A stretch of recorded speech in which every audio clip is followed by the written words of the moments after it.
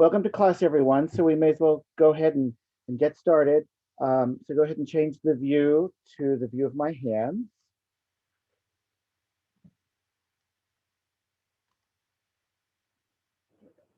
Okay, so today, as Claire mentioned, we're going to be learning how to do increases and decreases. And if you do have the handout, then there is an exercise in the handout that you can follow on your own time to practice. And it's a practice for making the mitten. So it's not really making a mitten, it's just kind of the practicing of the stitches that you're going to be learning. And then after you work through the exercise, you'll be ready to start the mittens.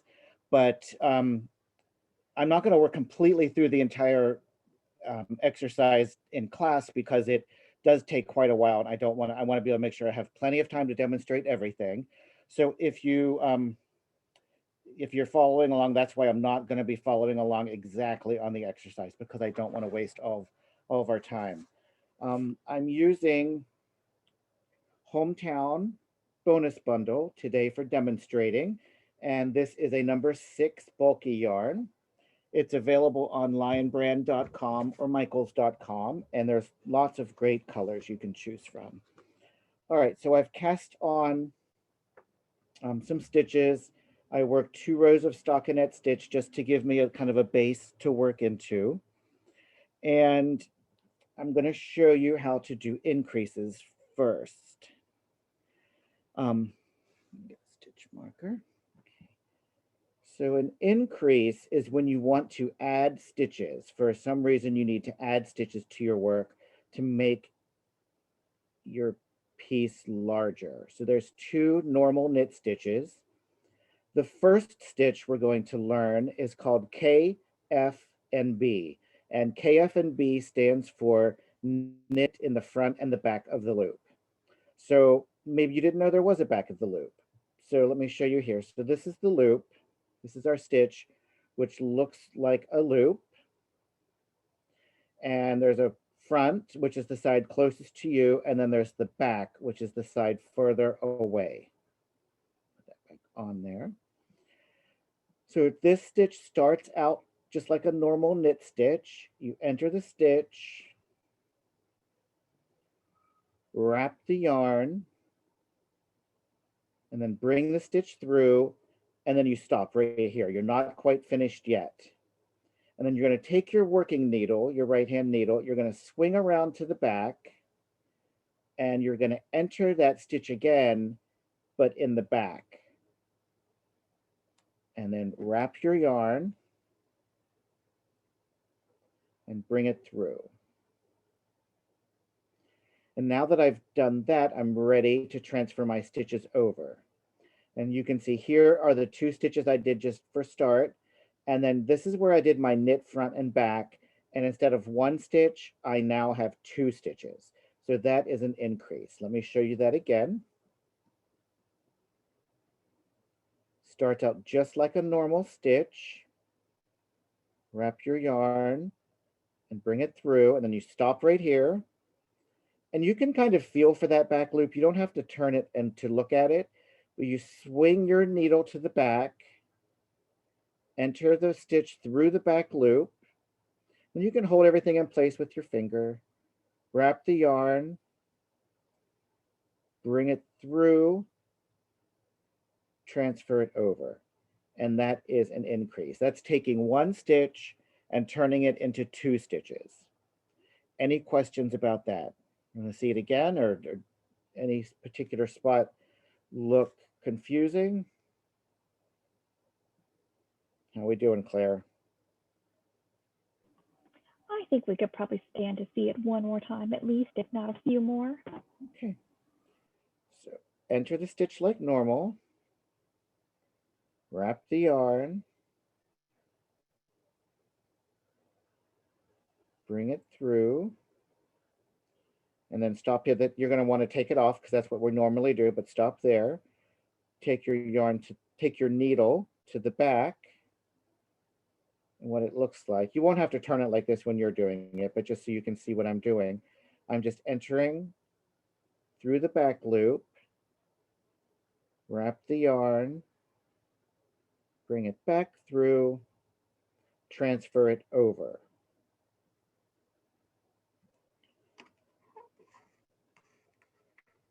Is that better or worse? Sometimes I feel like the light reflects off of it too much.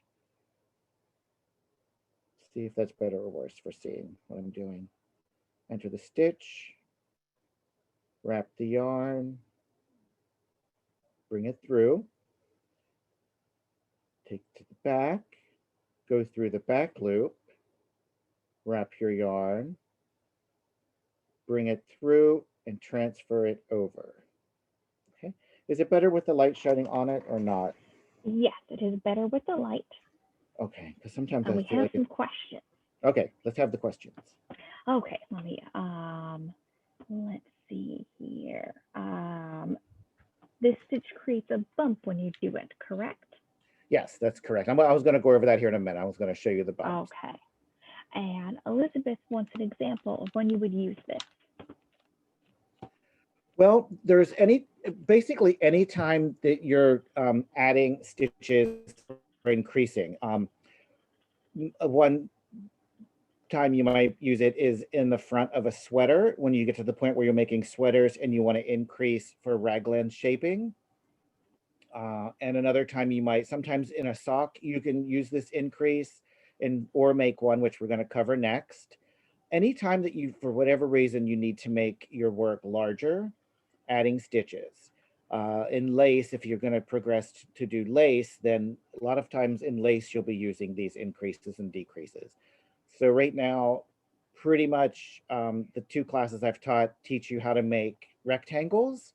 And after this class, you'll be able to make other shapes other than rectangles. So it's for shaping and adding different kinds of structure. And Anything else? Elle wants, yes, we've got a couple others. Elle wants to know, is it okay if the stitch right next to the new stitch looks a little longer? I mean, it is okay, but you do want to kind of keep them all the same size because that will make your work look a little neater. But as you're learning a new technique, then of course, they're not all going to be the same size. You're going to have to practice it a bit. And after you practice, then your tension will even out. So, I mean, ideally, yes. Also, Go ahead. I was going to say, I think if you show where you've already made the increase, it might be that the one stitch looks longer because it doesn't have the bump on it. Well, that could be. So let's look at that right now. So, and I like this bump. I like this knit front and back because it does have this bump. It's like a little tattletale. So you can see where you did your increase. So if you can see right here, there's a little bump. It looks like a purl bump. There's one right here, here, and here. And that is telling you that we did a knit front and back there. And it does make the stitch look a little shorter because this stitch goes all the way down and this stitch is shorter because of the bump. But if you think of the bump as part of the stitch, then it almost goes the same. So is that the question we were looking at? I think that clarifies it, yes. Yeah. And we have a couple questions on, does it matter which direction you wrap the yarn? Always. I think people are confused by how you're holding the yarn versus how they might be holding the yarn. Okay, well, let me cover that because people hold their yarn differently. You can hold it in your left hand or in your right hand. So if I'm holding it in my left hand and I wrap it this direction, that's correct. And if I'm holding it in my right hand, I'm still wrapping it the same direction. It's going under and it's going this direction. So you really want to make sure you're wrapping your yarn the correct way. And if you are using your left hand or your right hand, it doesn't matter. It's counterclockwise always. Well, not always, but 90% of the time. Does that answer that? We've got a question that might be a little bit more advanced that we want to get into right now. But let's see. Oh, Angela wanted to know how you increase with a purl stitch, say if you were on the reverse stockinette side. Well, maybe we'll cover that, but you don't usually need to, but if we have time, maybe I'll do it and let you see. That might be a little more advanced than what we have time for today. So do we want to see the make one, which is another type of increase, or do we want to see knit front and back again? I think let's show knit front and back again, just so we can get it.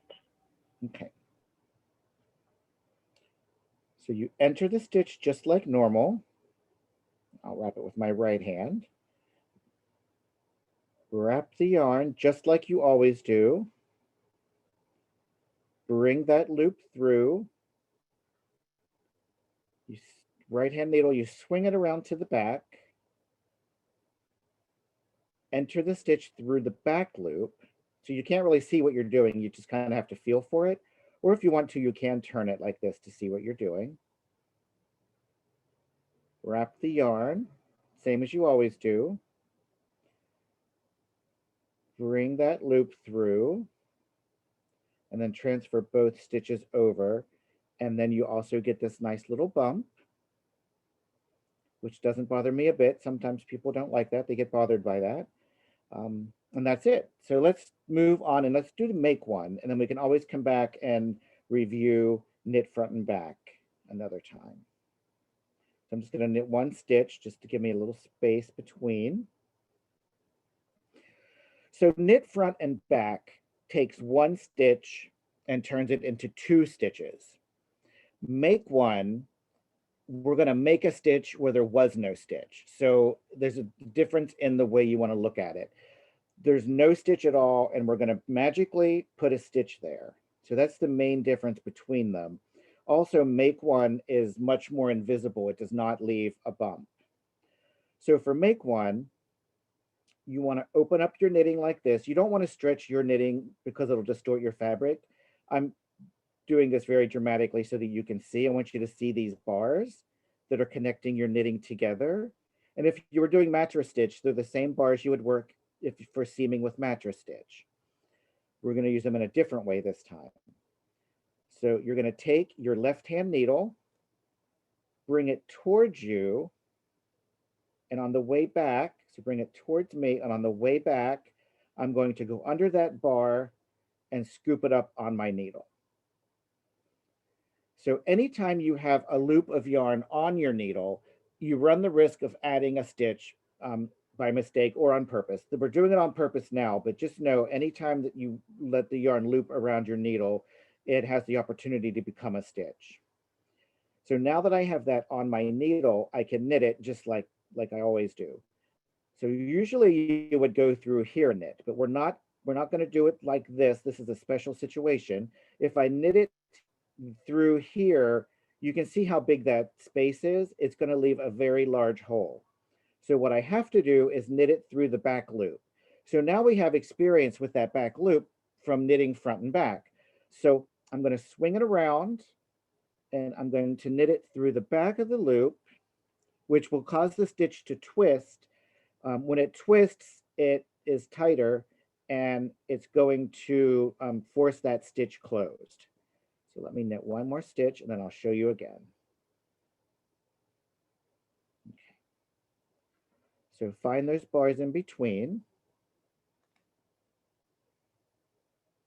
You're going to bring your left hand needle towards you, and on the way back, you're going to scoop that stitch up, scoop up that bar and turn it into a stitch. Now we're going to knit through the back loop. And here's sometimes what happens. We tend to pull it really tight. And then when you go to knit through the back loop, it's like you can't do it because there's really no back loop to work with. So what you want to do in that situation is just relax and let some slack go towards the back of it. And then when you go back to knit through the back loop, there's plenty of space and it's not going to be so tight. So if you're pulling it very tight, sometimes that makes that back loop disappear. So just give it a little slack and you'll be fine. So you're going to knit through the back loop. Whoops, wait a second. Knit through the back loop and transfer it over. Okay, how's that look? Any questions about that? I'll do a couple more.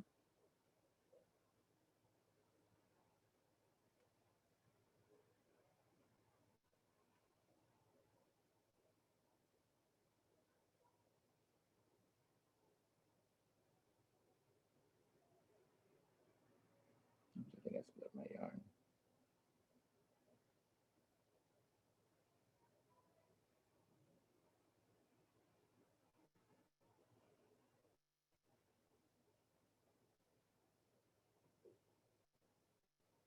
Okay.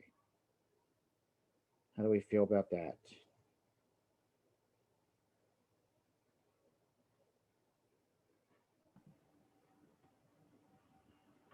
And it We're just takes okay. practice. It really just takes practice.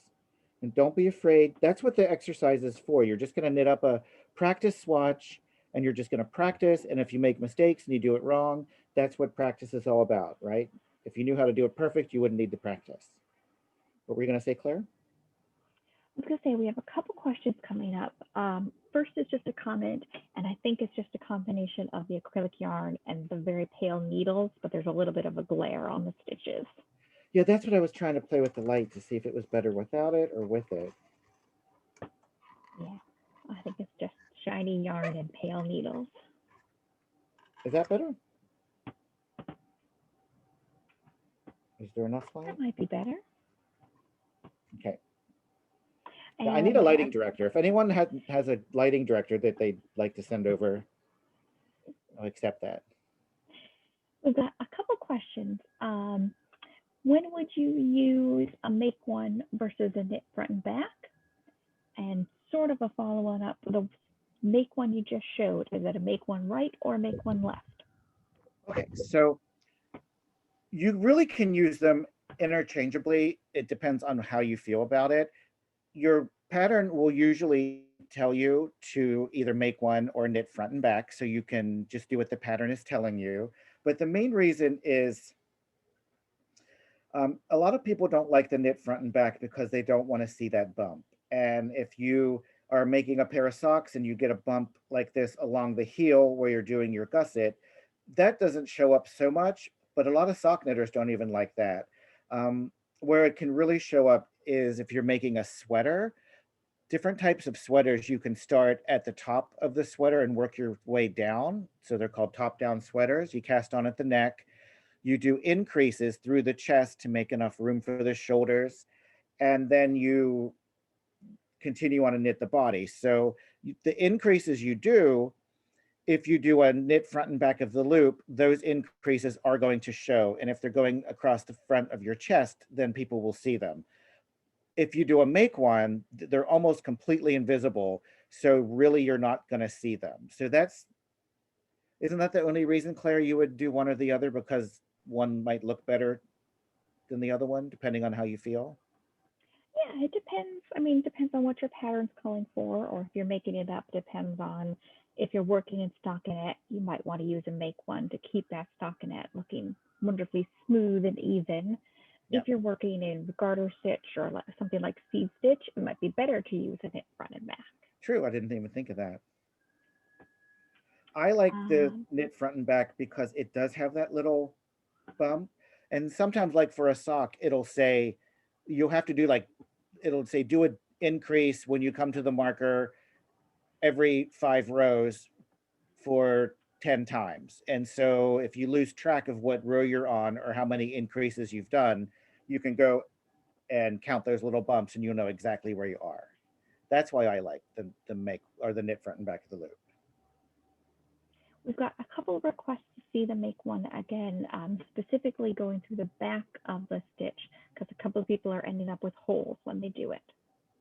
Okay, so let's look at, first of all, the question about is it right or left leaning? The one that I'm showing you is left leaning, correct, Claire? I always mix up my right and my left. Correct, yes. And This make one one? left is typically the default. Yeah, usually if it just says make one, that's the one you'll do. And then if you were going to do a make one right, you bring your needle, approach it from the back of the fabric, pick up the same bar. Now in this situation, if I knit through the back of the loop, then it's going to leave a very large hole. So in this situation, I would knit through the front of the loop. I hardly ever do these. I'm not, I'm not super picky about it. I'll usually just do a knit front and back of the loop or a normal make one. So I'll show you the make one again. So take your left hand needle, bring it towards you, scoop up that bar, and now we've turned that bar into a stitch. And give yourself a little slack so you're not pulling it too tight. And for this one, you always knit through the back. So if you knit through the front of the loop, you are going to have a large hole. If you knit through the back of the loop, then you shouldn't have a hole. But as you're practicing, maybe you're pulling it too tight or you're doing something and you're pulling that bar up a little too harsh, and maybe it will. See, you do have a slight little hole right there, but as your fabric relaxes, it kind of goes away and kind of everything kind of falls into place. So what do you, is that the only way you'd get a hole, Claire, if you're doing it wrong or if you're just pulling it too tight? If you're pulling that bar up? Typically you would get a hole if you don't, knit to twist that stitch, and then you would get a gap. Yeah. And it depends on your fiber too. Like if you've got a really fluffy yarn, it's going to fill in any gaps. But if you're working with something like a plant fiber that isn't really a puffy yarn, you're going to see those spaces between the stitches more. Yeah. Yeah. Okay,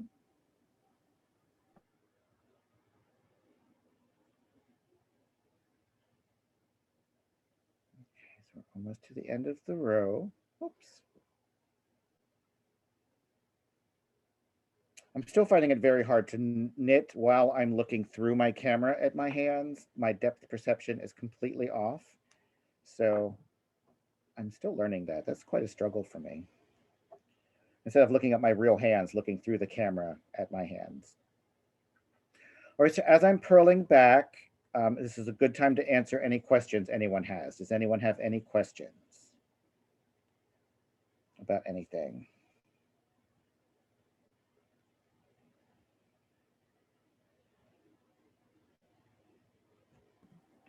Sounds like we need a review on make one left versus make one right. Okay, so I have to get across. I've got, because I made all these stitches. Now I have so many stitches to knit across, to knit back. I'm purling back actually. All right, no question. And just to clarify, the make one is done before or after you did a stitch or between the stitches, or? Yeah, the make one is between the stitches. You're making a stitch where there was no stitch. So you're going, using that bar that's in between your stitches, and then knit front and back is you're taking one stitch and turning it into two stitches.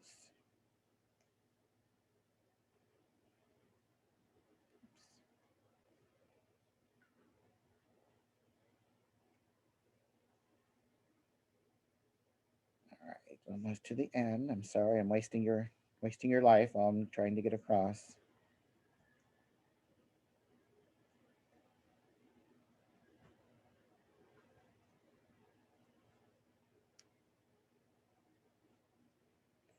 All right, there we go. All right. So at the beginning of my row, so if your pattern says to make one, just knit a couple stitches just to get into it. So if you are able to get the handout, you will have instructions, written instructions for all of these. And just so you can see, that's the abbreviation for knit front and back. It's just KF and B. And make one, it's just M1.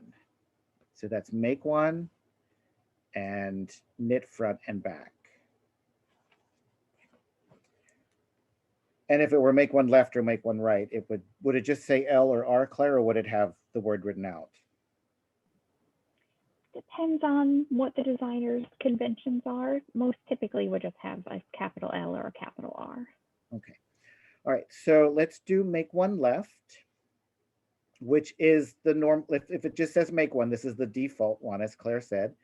So you take your needle and you bring it towards you And on the way back, you go under that bar and scoop it up. And there's a big hole there, right? So we have to knit through the back of the loop to close up that hole. Now, I think at this point in your knitting career, this is probably really the one you should focus on. You shouldn't focus on knit one right. It might end up being confusing for you in the long run.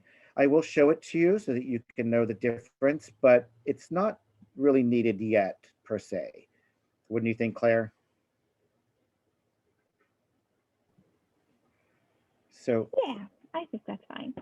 yeah, for make one right, you go to the back. So you're going to go to the back of your work and you're going to approach this same bar, but you're going to approach it from the back. And you're scooping it up from the back. And now that you have that bar on your needle, now it's a stitch, right? So, and if this one, you have to knit through the front of the loop. See, that's the main difference. So if you're not sure if you should be going through the front of the loop or the back of the loop, after you knit that stitch, just kind of look and see, like let your work kind of relax. And if there's no hole, then you did it right. Let's do it wrong once. Let's see what it looks like. So I'm going to knit through the front of the loop, which is incorrect. Now knit a stitch just to give it, see that? So if you're not sure if you're doing it right, after you do it and you knit one stitch, double check because you'll be able to see that's a big hole. Whereas here where I was doing it, you kind of get this little space, but there's nothing there really. So that's the hole that we're trying to avoid. Okay, any other questions about make one? I think maybe the fact that we're saying, pick up a bar between the stitches. A couple of people have asked if you would use this to pick up a dropped stitch, but no, that's a different thing entirely. That's a different thing entirely, yeah. So this is not a drop stitch. This was never a stitch. This is not a stitch.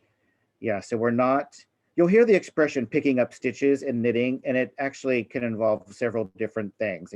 It can involve a drop stitch, picking up a drop stitch, but that's not what we're doing here. That's next week, actually. So, and again, you wouldn't want to stretch your work out like this, but I'm doing it so that you can clearly see where I'm going. I'm working with this bar. Bring it towards you on the way back, pick it up, and then knit through the back loop. Do we want to see knit front and back again, KF and B?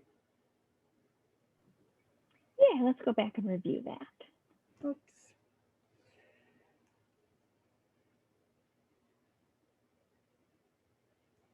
Okay.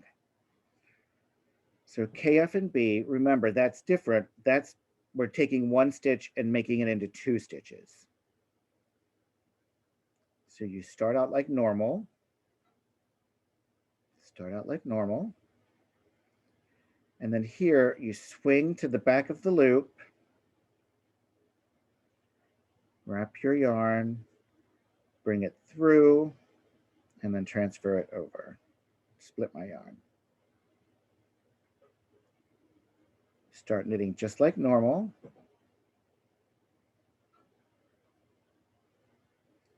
Swing around to that back loop, wrap your yarn, bring it through, and then you're going to want to look for that bump. Sometimes people think, oh, there's a bump there, I must have done something wrong. Well, that actually means you did it right. That's a little tattletale that you did an increase there.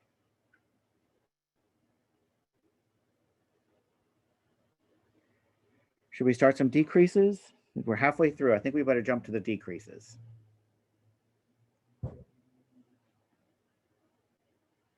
What do you think, Claire? Jump to the decreases? Let's go for it. All right. So I'm going to show you two decreases, and these are the most common ones that you'll probably run into. There are lots of other increases and decreases, but you can't learn them all in one day. So let's look now. We'll show you these two. The first one I'm going to show you is called slip slip, knit. And this is what the abbreviation looks like, SSK. And it stands for slip, slip, knit. So let me show you that, and then we're going to talk about it. So you slip as if to knit. So you slip, slip, and then you take your left-hand needle and go through those stitches, wrap your yarn, and bring it through both. Now I've taken 2 stitches and turned them into 1 stitch. I'll show you that again. So when you're slipping a stitch, when you're reading a pattern and it tells you to slip a stitch, which frequently that'll happen, you will almost always slip it as if to purl. So you'll enter the stitch as if to purl and slip it across. And the reason is it does not twist the stitch. The stitch just transfers over. It's not twisted. It's still sitting on the needle correctly. So just remember that if the pattern tells you to slip a stitch. We're not doing it that way because we're doing SSK, and SSK is an unusual situation. So for SSK, you're going to slip it as if to knit. So you're going to enter that stitch as if you were going to knit it. So if I was going to knit this stitch, I would go right through here. So slip as if to knit, slip as if to knit, and then we're going to knit. I'm going to take my left-hand needle and you go through both of those, wrap your right-hand needle, bring it through both, transfer it over. Now, when I first learned this, I found it very confusing and I had to watch a video almost every time when I had to do it. So if it looks confusing, it is a little different and it might take you a couple tries. I'll show it a couple more times, but are there any questions where you're getting hung up on any particular place? So slip as if to knit, slip as if to knit.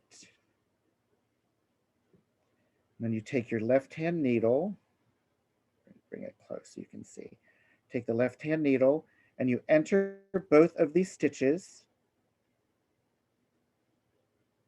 And then you wrap your right-hand needle just like normal,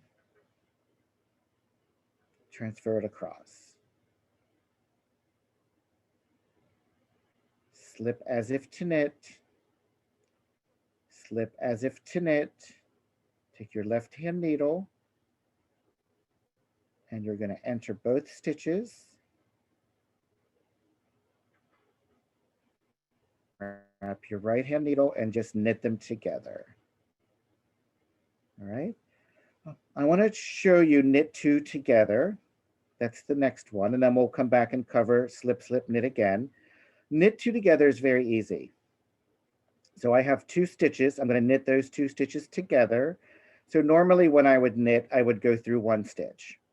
Knit 2 together, I'm going to go through 2 stitches. So I'm going to skip the first one, go to the second one, enter the second one, enter the first one. So my needle's going through both, wrap the yarn, bring it through, transfer it over. So that one's very straightforward. Any questions about that one?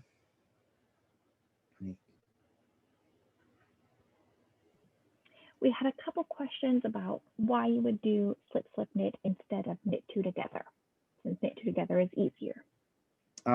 They do lean different directions. So as you can see, this one is leaning this direction. Is that leaning towards the left? I'm dyslexic. Left and right mean nothing to me. So that one's leaning towards the left, right here. I'm sorry. So if you can see this stitch right here, that one is leaning that direction towards, wait a minute. Let me do one and we'll see. I think I'm looking at the wrong one. So slip, slip,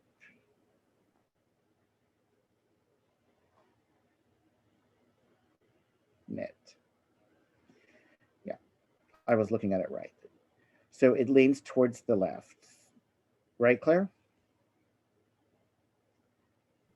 Correct. Slip, slip, knit needs to be left.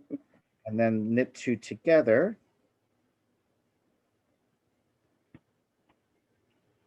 So you can see that one leans to the right and that one leans to the left. So depending on which direction, if you're doing a decrease like across the front of a raglan sweater and you've got a row of diagonal decreases, depending on which way that diagonal line is moving, you will either do slip, slip, knit or knit two together. And usually what happens is the first time you come to a decrease or a decrease, then you will do one, and then when you come back around, you'll do the other one. So usually you're doing both of them in the same project, and it creates a nice straight line. And that would be if you're doing a sweater from the bottom up. So a bottom up sweater, you cast on at the bottom edge of a sweater, you knit the body, and then you would start doing decreases to bring that sweater down smaller so that it's about the size of the neck hole. And that's when you would do, that's one example when you would do decreases. And depending on which way you want your stitches to lean to give it the cleanest, nicest look. That's why you would do one or the other. Couple questions, and of course, a request to see it again. Let's see. Jenny wanted to know, will the wideness of the stitches close? I think she's talking about how there's a bigger gap between the stitches you've decreased right next to one another. Oh, it should close up because by the time you get across the top of it and do stitches up there, that'll pull the tension in a little bit. Usually you don't do stitches or decreases like that right next to each other. I don't think I've ever done that really in a real project, but by the time you get the stitches on top of them, it should look fine. Any other questions? And then Kelly wanted to know, with the slip slip knit, once the left needle is in, the yarn should be in the back. Her yarn was in the front. The working yarn? The working yarn, yes. Yeah, if you're doing knits, the working yarn should always be in the back, right? So if I were going to knit or slip slip knit, my working yarn should be in the back. And then enter.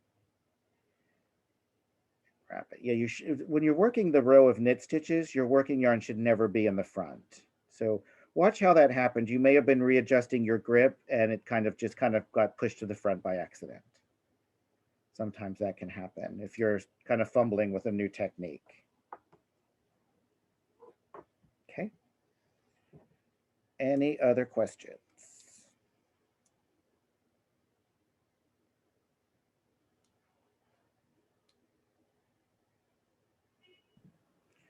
So we learned. Probably stand to see both of those again once you've curled back this row. Okay.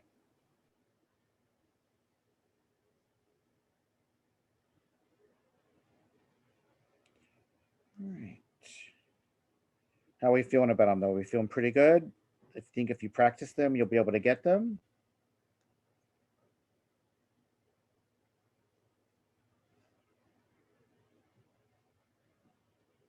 So I'm working stockinette stitch, and that's why I'm purling back, because you knit on one side and purl on the other side.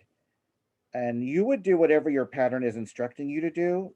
So you might not always purl back, of course, but because I'm working stockinette stitch, and the reason I'm doing stockinette stitch is because it's a really nice smooth stitch and it's easier for you to see as I'm working what the stitches are doing. So that's why I'm purling back, but you wouldn't always have to. When you work, if you decide to make the mittens, you will be purling back.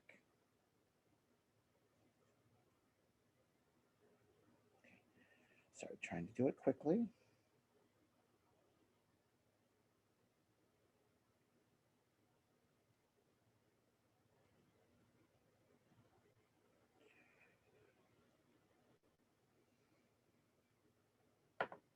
All right. I'm going to knit the first two just to give me some movement into the body of the, okay. So let's look at slip, slip, knit first. Is that what we want to see first?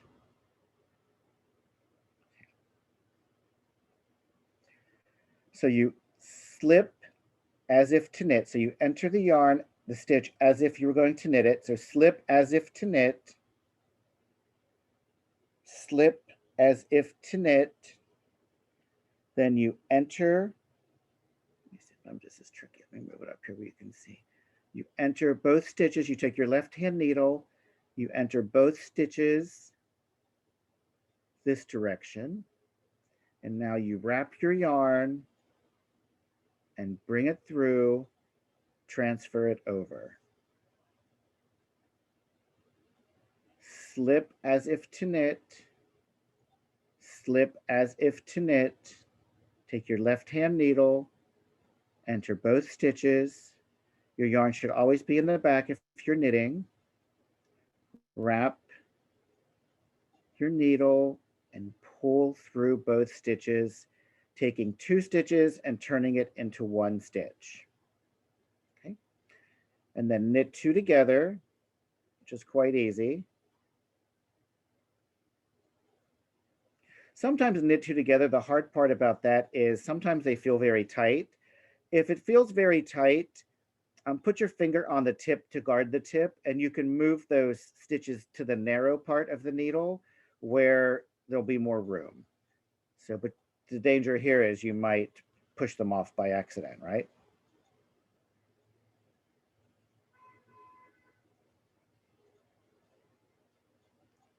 So slip, slip, oops, knit. This is the hardest one, I think, of everything we've learned today. It's not hard, it's confusing because it looks unusual.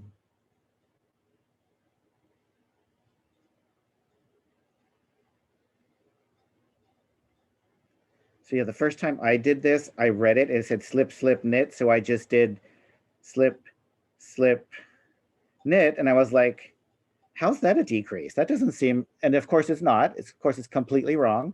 So we're all starting somewhere. We're all learning from where we are. So slip, slip,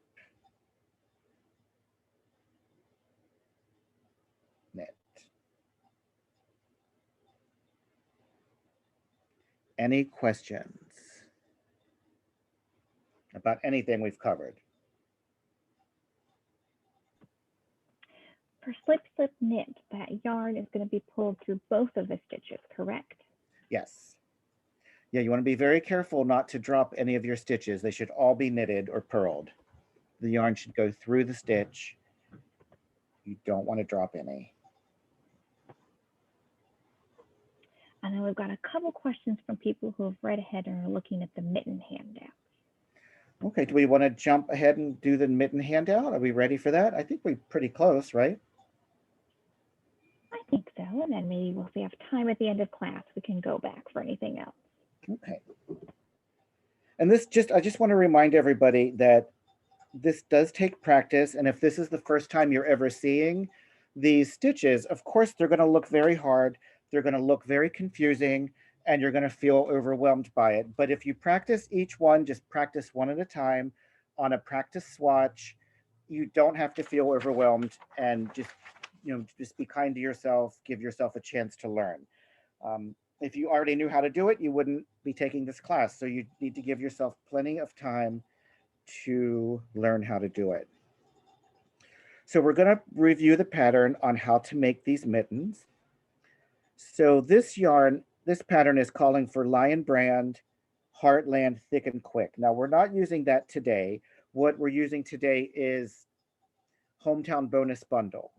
And the reason we're doing that is because Hometown Bonus Bundle is the same size. They're both size number 6 yarn. So it'll work very well for this pattern. And I like to let my students know right from the start that just because the pattern calls for a particular type of yarn, you don't have to do that. You can do whatever you want. I don't like to be told what to do, so it's always nice to have the options. What you want to make sure though is that the yarn is the same size or very similar, and depending on how many yards are on the yarn that they're calling for. Now, I know that this yarn is a smaller ball of yarn than the one that I'm recommending. So if you use Hometown Bonus Bundle, then you will have plenty of yarn, probably to make 2 pair of mittens. And there's lots of great colors. Lion Brand is calling for knitting needles, size 9 and size 10. Now that seems strange because with a number 6 yarn, usually you would use a size 13 needle. So why are they having you knit it up so tight? And the reason is, for a mitten, you do want it to be very warm. So if you knit it tighter, the stitches are going to be tight, the fabric will be more dense, and then your fabric will be warmer. So if you go skiing, or if you want to make snowballs, or if you're, playing in the snow, or if you're out in the wind, you don't want the cold to go right through your mitten immediately. So if you, by knitting it much tighter, it will keep your hand warmer. So that's another trick you can learn.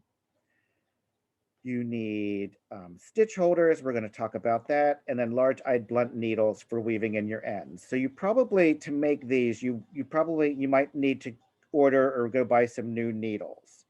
But other than that, you'll pretty much have everything you need. And the stitch explanation here is telling you how to do them, but that's what we covered in class today. So for making the cuff, with the smaller needle, so with size 9 needles, and leaving a long tail, you're going to cast on 26 stitches. So that's very easy. Cast on 26 stitches. And here it's telling you what side is the right side and what side here is the right side. So that's what RS stands for.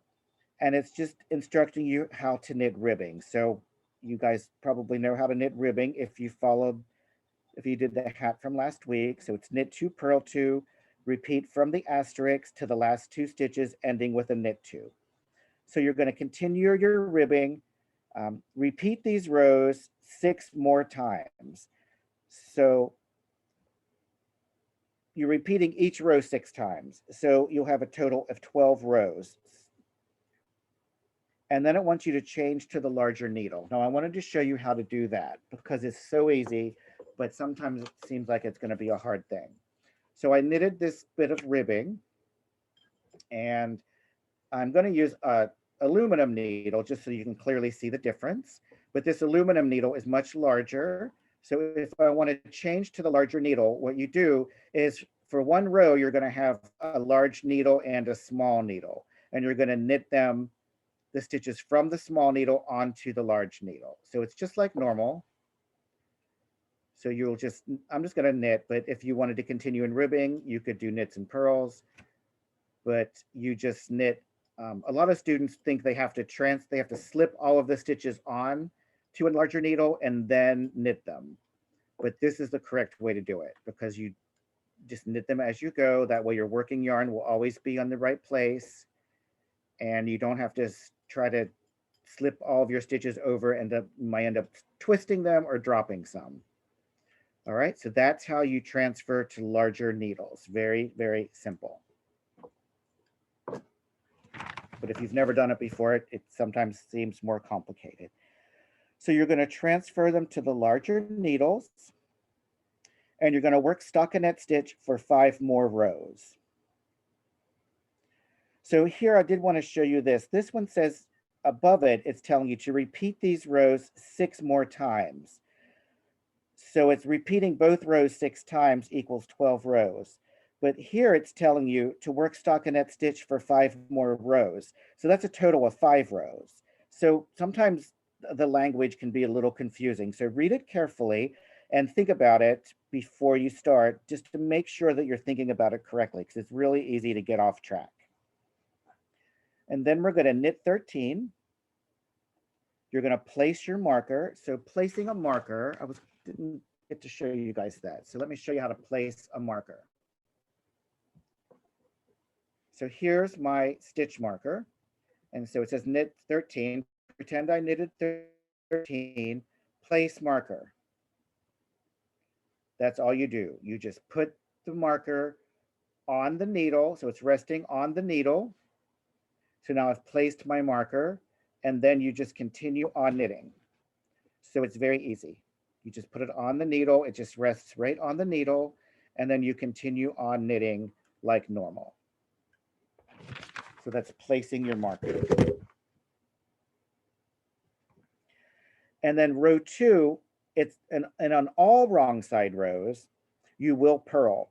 So it's not going to give you a lot of information about wrong side rows anymore, because it's telling you right here, all wrong side rows, you're going to purl.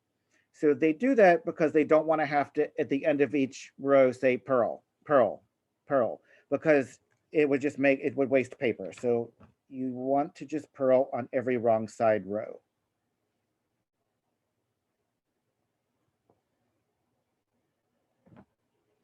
Okay, lost my place. Row 3, you're going to, you've purled across, now you're back on the right side. You're going to knit to the marker. So you've knitted to the marker, and then I'm going to go back, pretend I finished my row. I'm going to do it on this side.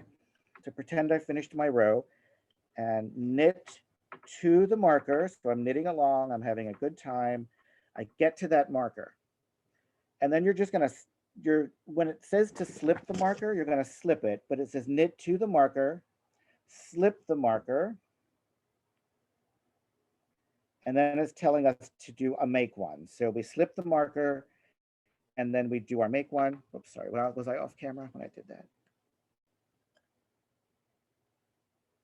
So when you get to the marker, you just slip it over, and then you do whatever stitch it's telling you to do. In this case, it was telling me to make one. And then you just make one and continue on with your work. So in this pattern, it is going to have you place 2 markers. So just remember that I just showed you how to place one, but you'd place the second marker the same way. So let's review row number 3. So K means knit. You're going to knit to the marker. You're going to slip the marker. So just like I showed you, and sometimes it'll just say SM, and that stands for slip marker. And then you're going to make one. So we reviewed that today. You're going to knit to the last stitch before the marker, before the second marker. You're going to make one. You're going to knit one, and you're going to slip the marker, and then you're going to knit to the end of the row. Now that sounds really confusing if you've never done that before, but just remember you're doing one row at a time, one stitch at a time, and you'll be able to keep track of it. Sometimes if you need help keeping your eye just right where you need it to be, you can underline it with a Post-it note. And if you have a wandering eye and you keep losing your place, you can even do something like that. So that way it keeps your eye exactly where you need to be. So you can look at your work and then look back at your pattern, and you don't have to keep looking for your spot. So just remember, you know how to do all of these stitches. You're just going to do them one at a time as you come to them. So do not be overwhelmed or confused by the pattern. Any questions about that? I always get overwhelmed when I look at a really long pattern and feel like, oh no, but just do one at a time. And then at the top shaping, so what that is telling us, so I've knitted this mitten most of the way, and I'm going to show you what to do with this thumb gusset. So I've got another one. Let me show you that right now.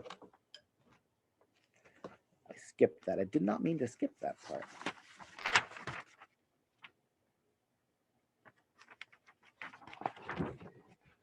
Okay, so now for the thumb gusset, it tells us to knit to the marker, remove the marker, slip the next 11 stitches onto a stitch holder, remove the next marker, knit to the end, and continue in stockinette stitch until the palm measures about 4 inches, ending with a wrong side row, meaning just completed a wrong side row. And then you're going to place another marker between the 2 center stitches. Now let's review that line one by one, what we're going to do. So on this one, So I didn't knit my ribbing because I was just using this as an example. So pretend I knitted my ribbing. And then here are my markers. I've placed my markers. And as I did my make ones, what happens is it creates this shape. So it's creating this shape, and you'll see these two diagonal lines on each side of it, and it kind of makes this triangular shape. So the triangular shape is called a gusset, and you're going to use gussets for shaping. And if anyone also sews, you use gussets in sewing for creating shape and adding space. So after you get to this point, I have 11 stitches in between, so I'm ready to go. And it wants you to use a stitch holder. So these are stitch holders, and they're just like a big safety pin. They come in all different sizes. These are the ones that I happen to have, but I'm not using these. I don't really like to use a stitch holder. What I'm going to use instead is this scrap yarn. So you put the scrap yarn on a darning needle, and I'm using red so that you can clearly see what I'm doing. If you were making a white mitten, you would not want to use red. Red is one of the last colors you'd want to use because it can leave red fuzz behind and it'll just always be there. Like it'll really get on your nerves. So you would want to use maybe like a very pale gray or even the same color. You can use the same color. You could actually use the same yarn. But for demonstration purposes, I am using bright red. Okay. So you knit to the first marker. Let me move this out of the way. Remove the marker, and all you do is just take that marker out, remove it, and then I'm going to slip the next 11 stitches on, and I'm going to use this as a stitch holder. And the reason I like to do that is because it's softer and it's much more flexible, and it's not going to kind of get in my way. Those stitch holders are quite stiff, and if you want to try this on, it's not going to shape with your hand. It's, of course, it's metal, so it's going to hold its own shape. So this just makes it easier, I think. And I'm going to tie this in a secure knot so it's not going to come untied. And those stitch markers, sometimes they could pop open. So take this off, and I'm going to pull this through, take the needle away.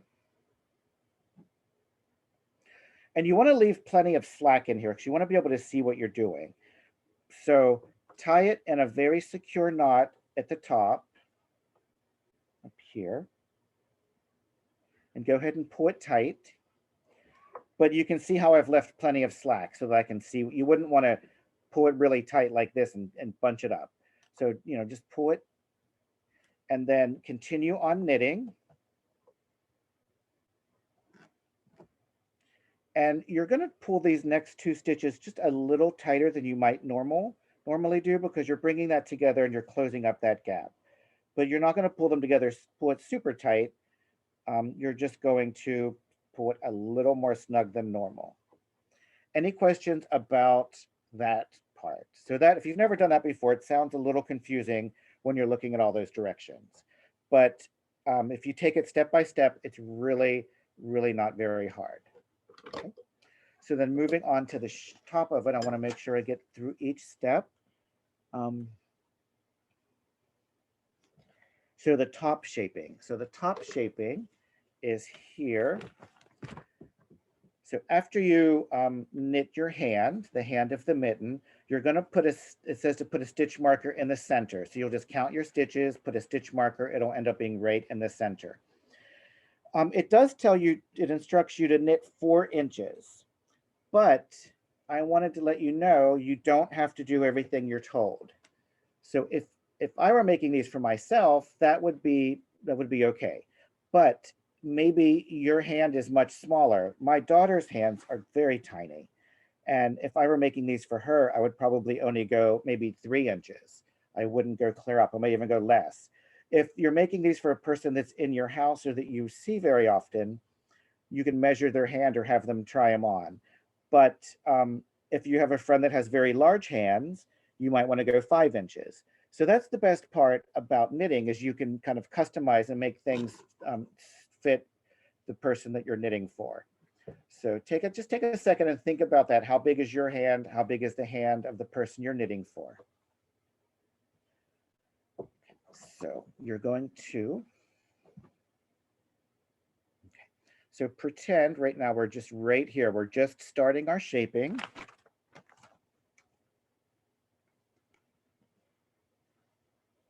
You're going to knit one.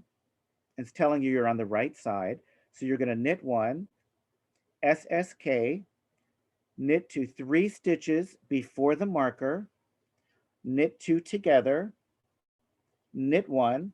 And so now it's just saying SM. So that means slip marker, knit 1, SSK, knit 1, SSK, knit 2, the last 3 stitches, knit 2 together, knit 1.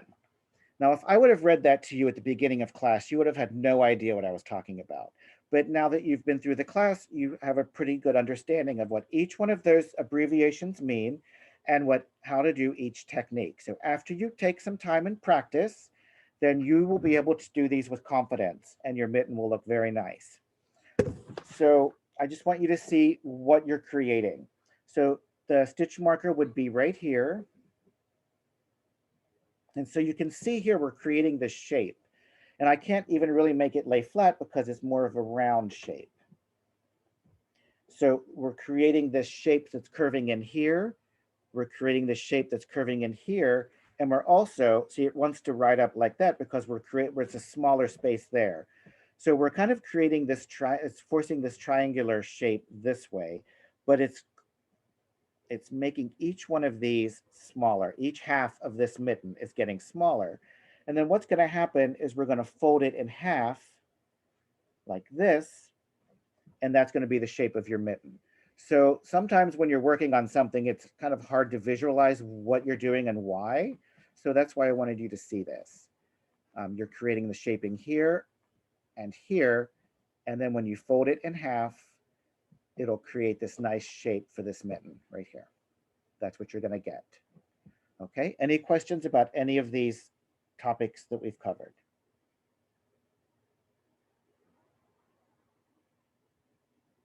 Okay.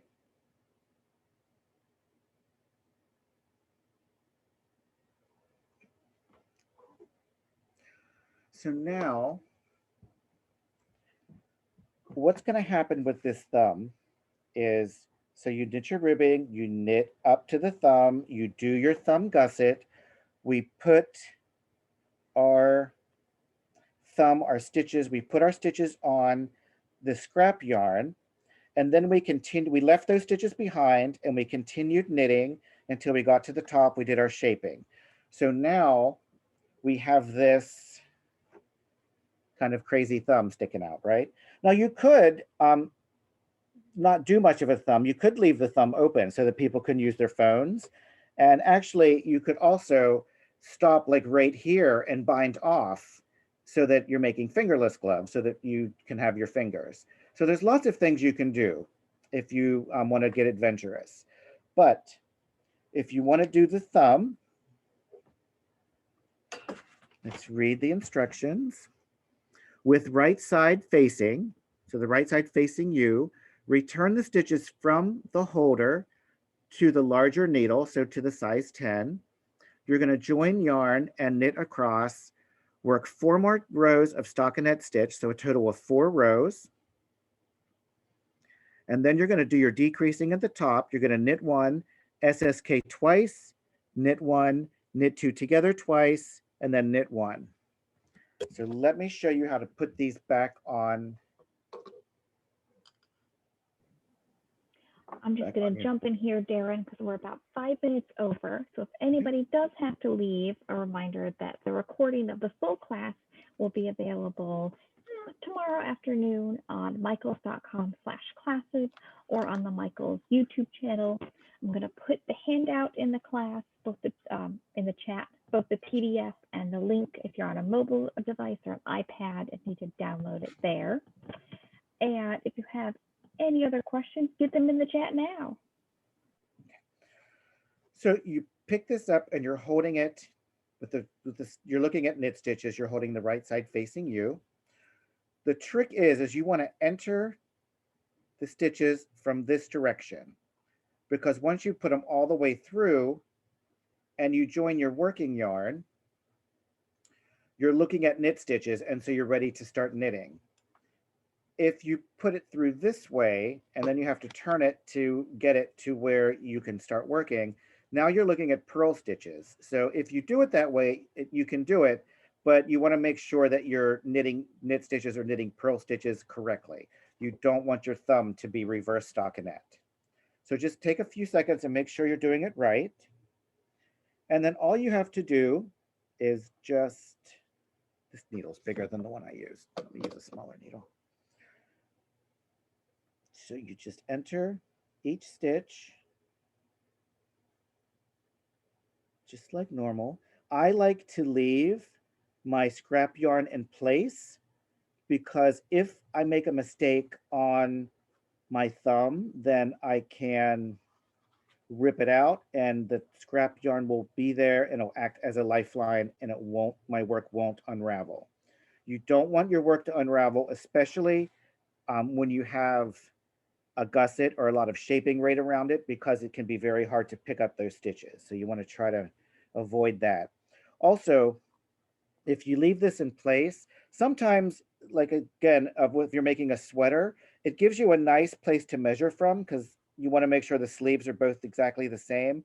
And you can count your rows, but if your tension's a little off on one side or the other, you can measure from that spot to make sure you're getting your sleeves exactly right.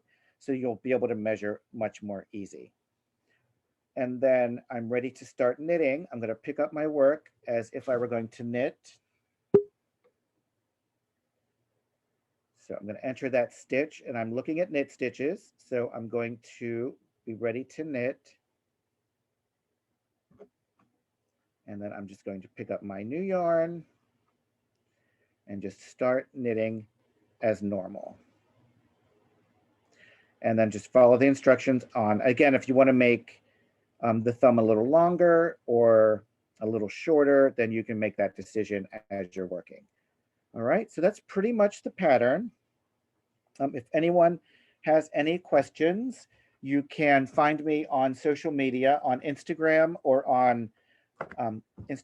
or TikTok. My name is Mr. Woolly Bear. It's M-I-S-T-E-R spelled out, Woolly Bear.